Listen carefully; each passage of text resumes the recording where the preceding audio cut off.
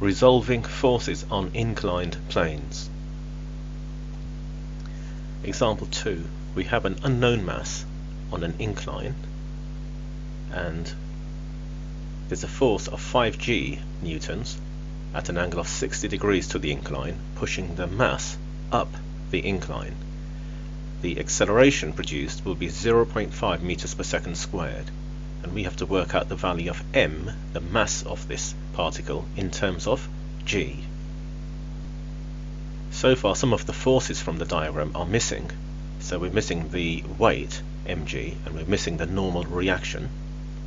So they've been added. The acceleration is along the slope, so we need to focus on those forces which are parallel to the slope. Forces which are perpendicular to the slope can be ignored. The slope is also smooth without friction, so frictional forces can be ignored. So the weight force mg will have a component perpendicular to the incline and a component which is parallel to the incline, and the 5g force has a component which is perpendicular to the incline and parallel to the incline. So from our diagram we can see our two forces here, 5g cos 60 and mg sin 30, which are both parallel to the incline. We know that the acceleration will happen along the incline, up the incline, 0.5 meters per second squared. So F equals ma, Newton's second law.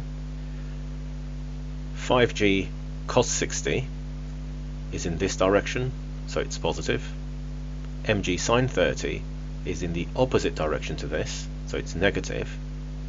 So that's the resultant force here, equals the mass, which is m, it's unknown, times the acceleration, which is 0.5.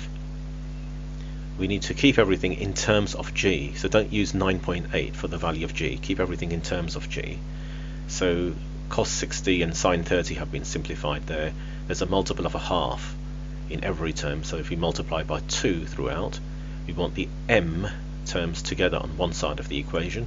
We need to factorize out the m. We need to divide by 1 plus g to work out m, so m will be the subject. And here's the value of m, the exact value in terms of g.